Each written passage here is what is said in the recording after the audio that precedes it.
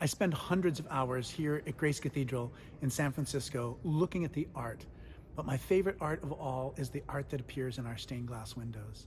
We have so many different saints from generations and generations, and it's such a joy for me to look up at them and to think about what their lives were like and what our lives are like too.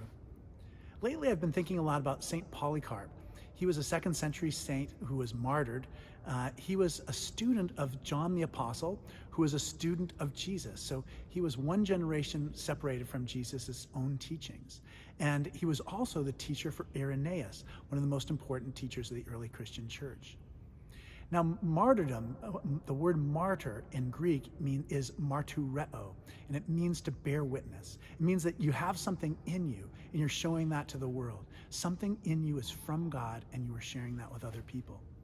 Now, in the ancient world, the Roman Empire didn't recognize a differentiation between church and state, and so they required all loyal Roman citizens to burn incense to the emperor, who they treated as a kind of god. And so Christians were regarded as political subversives for refusing to burn that incense. And the reason they did that was because they believed that there's only one God, and we should not be worshiping false gods, including the false god that is the emperor. And I'm sure that many Christians just burned the incense and got off easy.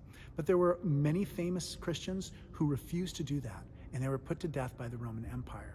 Polycarp was one of those people. He was hiding at a farmhouse. He heard that the people were coming to arrest him. He went to another farmhouse. When he heard that they were coming to arrest him there, he decided not to flee.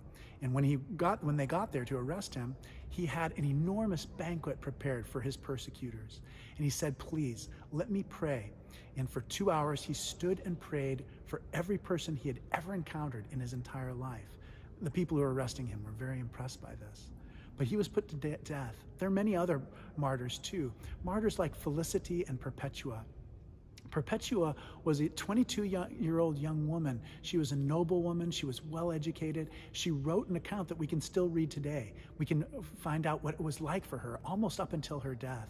She writes about how her parents, in particular, her husband, all the people around her were just begging her just to burn the incense to the emperor, just to do that simple thing so that she would be spared. She was nursing a little baby, and it was so heartrending for her to give that baby up for the final time.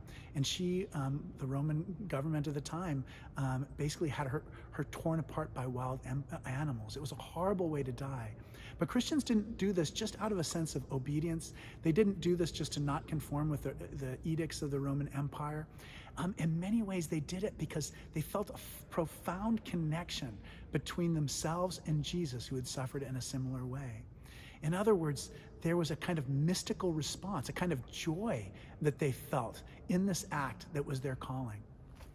This week, I was visiting with the girls' choir. It's our first girls' choir that we've ever formed, and it was such a joy to see these 10 girls kind of shifting in their feet, feeling a little bit awkward, and yet I could see it in their eyes that they knew that there is a light inside of them, and that light needs to be shared in the world.